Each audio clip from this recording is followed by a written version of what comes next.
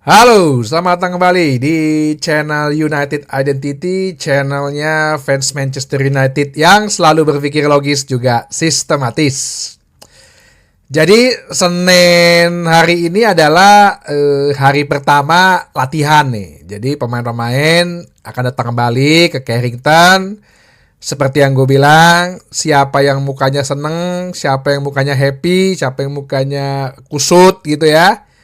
Jadi nanti sore kita akan tahu kabarnya karena beda 6 jam Manchester United dengan Jakarta ya, dengan Indonesia. Pagi kan berarti nanti sana latihan, datang ya sore lah kita lihat. Yang pasti sepertinya pemainnya tidak akan datang gitu ya adalah Donny van de Beek ya. Seperti dikabarkan dalam berita dan juga oleh jurnalis Fabrizio Romano bahwa Manchester United sudah mencapai kesepakatan gitu ya, akan menjual Donny van de Beek dan kemungkinan akan diselesaikan di minggu ini, awal minggu ini. Jadi Donny van de Beek akan dibeli oleh Girona FC di Liga Spanyol yang juga kepemilikannya, sahamnya dimiliki oleh City Group, yaitu yang punya Manchester City juga, dengan biaya sebesar 500.000 pound. Waduh, murah banget ya. Padahal kalau di Transfermarkt harganya 5 juta euro atau sekitar 4,5 apa 3 juta, 3,5 juta lah. 4 juta lah, 4 juta pound lah. Dijual dengan 500 juta pound, sorry. Tapi ini hanyalah fee awal, initial fee katanya ya, mungkin uang pangkal lah gitu. Karena nanti jumlah pembeliannya akan ditentukan berdasarkan beberapa klausa, beberapa items ya, yang dimana bisa mencapai sekitar 15 juta atau 16 juta pound. Ya mungkin maksudnya tambahan-tambahan, misalnya kalau dia main berapa kali dapat duit MU. Kalau dia bisa nyetak gol, MU dapat duit. Kalau dia bisa nyetak assist, MU dapat duit gitu. Kan Girona main di Liga Champion juga kan. Kalau dia main di Liga Champion mungkin uangnya lebih banyak yang dikasih ke MU berapa kali. Plus ada sell clause, jadi penjualan. Jadi kalau misalnya Donny van de Beek bisa dijual, biasanya kalau ada sell clause ini MU dapat persentasenya. Contoh misalnya Donny van de Beek dijual 10 juta apa 20 juta, mungkin pemainnya habis itu berkembang ya, jadi mahal. Ya otomatis ya MU dapat, ya tergantung perjanjian 30% kah, 40% dari penjualannya, lumayan gitu. Gue sih gimana ya, jujur kalau ngeliat Donny van de Beek ini ya gue sih nggak mau ngebully dia gitu ya. Mungkin kalau beberapa fanbase atau akun-akun ngebully dia gitu ya. Cuman menurut gue kalau dibilang apa yang salah, ya semua pihak ada salah gitunya. Donny van de Beek ya adalah salahnya. Kenapa mental dia mesti jatuh gitu loh. Dan memang tidak mudah sih. Ten Hag sendiri kan ngomong, padahal ini udah pelatihnya langsung loh yang dulu ngerekrut dia loh dari junior. Si Ten Hag bilang bahwa ini anak udah kena mentalnya gitu loh.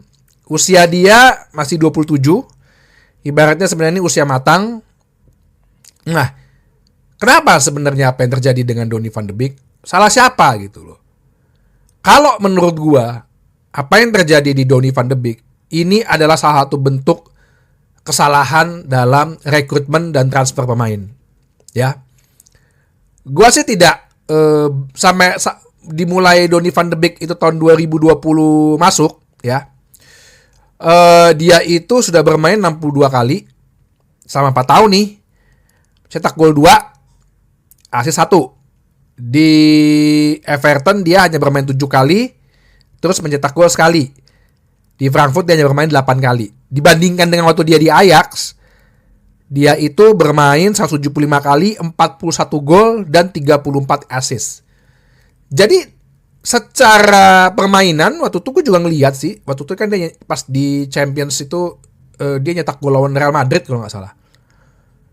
ini memang anak berbakat, maksudnya bukan pemain yang jelek gitu loh. Memang sistem di Ajax kan 4-3-3, dia sebagai nomor 10 bukan playmaker memang ya.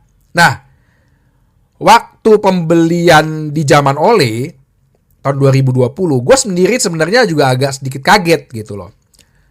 Kenapa ya beli Donny van de Beek gitu? Padahal Ole kan waktu itu main dengan 4-2-3-1 di mana si nomor 10-nya itu adalah playmaker, yaitu Bruno Fernandes.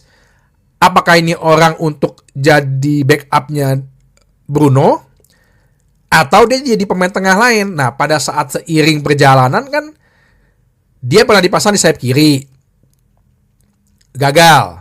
Terus gue inget banget tuh Ole sampai terakin dia, kasih instruksi dia terus dia bilang bahwa dia sebenarnya bisa kok di nomor 6, tapi nggak pernah dipasang-pasang. Justru yang dipasang ya selalu ya lo sendiri, Fred sama McTominay gitu loh. Sampai akhirnya dia beberapa kali tuh jadi cadangan, nggak jadi masuk, yang dia pernah kesel tuh sampai banting permen karet gitu. Jadi sebenarnya dia dibeli dulu awal kenapa gitu loh. Gue sih belum menemukan kenapanya gitu loh. Ini apakah ibaratnya permainan agent ya? Atau si klub yang kemarin yang pernah gue bilang ya caranya masih cara yang lama, yang pernah gue kasih tahu juga dari artikel Laura Whitwell bahwa scouting semua ngasih report ke Murtoc ke Glazer, bisa jadi nggak dibaca terlalu detail bahwa ini pemain sebenarnya cocok apa enggak atau dibeli ke MU. Termasuk juga kalau gue bilang ya kesalahan klub juga sih. Menjual terlalu mahal gitu loh. Jadi beban buat dia gitu lah. Ya. Jadi semua ada andilnya dalam hal ini. Klub itu bertanggung jawab juga menurut pendapat United Identity ya terhadap pemain yang dijual. Oke, dalam bentuk mungkin mereka mementingkan bisnis supaya ya bisa gue dapet duit lah ya. Tapi lu juga harus lihat akhirnya pemain jadi kena mental gitu loh. Ya gue sih sebagai orang yang pernah bekerja ya, maksudnya kalau ngelihat ya baik gue sebagai bawahan atau sebagai atasan, ngelihat ada orang yang punya potensi tapi dia nggak bisa berkembang, itu sebenarnya gue sedih gitu loh, sedih banget gitu loh, kasihan ini orang. Mungkin dia digaji dengan terlalu tinggi ya, Donny van de Beek, atau mungkin dia pada saat maharnya itu yang banyak bilang katanya sebenarnya kemahalan 35 juta pound atau 40 juta euro, sebenarnya harga dia mungkin 10-15 gitu. Beban juga mental di dia. Terus begitu latihan, ternyata lo gak segajago itu. Nah, ini yang menurut gua klub penjual pun juga punya andil.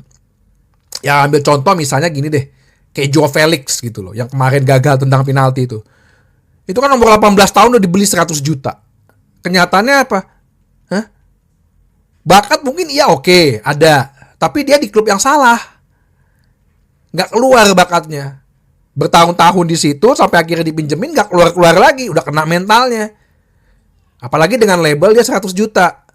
Akhirnya ujung-ujungnya katanya gue denger nih mau dibeli lagi Benfica dengan harga 10 juta atau 15 juta euro gitu. Kan kayak begini sebetulnya klub bertanggung jawab. Klub penjual ya, klub pemilik ya, klub yang membesarkan gitu. Nah, terus satu lagi mungkin yang gue anggap bisa jadi sistemnya. Kan waktu zaman Ole kan ngasih kebebasan gitu ya. Pakai insting lo sebagai pemain bola lah, playing as Manchester United way. Ya gue tidak menyalahkan Ole dalam hal ini, bukan.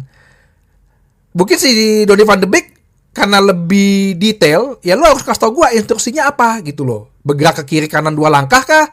Bergerak ke depan 2 langkah kah? Posisi 6 gue ya seperti apa? Nah, ini juga harus diperhatikan gitu loh. Jadi makanya nggak semudah dengan football manager. Mental pemain, intelijensia pemain, skill pemain itu kan beda-beda gitu loh. Jadi gue rasa sih itu juga salah satu faktor ya. Dia nggak berkembang di Manchester United. Mungkin dia tipe pemain yang harus diberikan instruksi detail. Ada pemain yang tidak mau dikasih instruksi detail kayak Sancho. Tapi mungkin dia tipe pemain yang harus diberikan instruksi sejelas-jelasnya. Nah, tapi kan sekarang udah ada Ten Hag kemarin ya, mungkin mentalnya udah kena. Ten Hag udah nggak bisa nolong ya kan, nggak mungkin waktunya Ten Hag habis untuk ngurusin Donny van de Beek. masalahnya masih banyak gitu kan. Makanya akhirnya dipinjemin.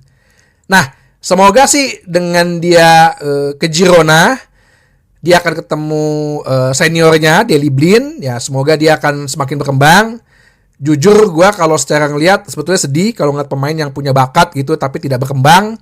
Dan dia juga attitude-nya juga sebenarnya baik kan. Bukan yang tukang protes, tukang gak mau latihan gitu. Cuman ya emang nih anak ya mentalnya udah kena aja gitu loh. Ya semoga dia di Spanyol gak ada tekanan, ada seniornya Daley Blind, terus bermain di klub yang bisa jadi itu levelnya dia. Dan Girona kan bermainnya seperti City dengan instruksi yang jelas. Ya kita doakan aja ya pada Donny van de Beek. Terima kasih Donny van de Beek. Semoga sukses. Oke, itu aja di bahasan kali ini di channel United Identity, channelnya untuk para fans Manchester United yang selalu berpikir logis juga sistematis. Terima kasih.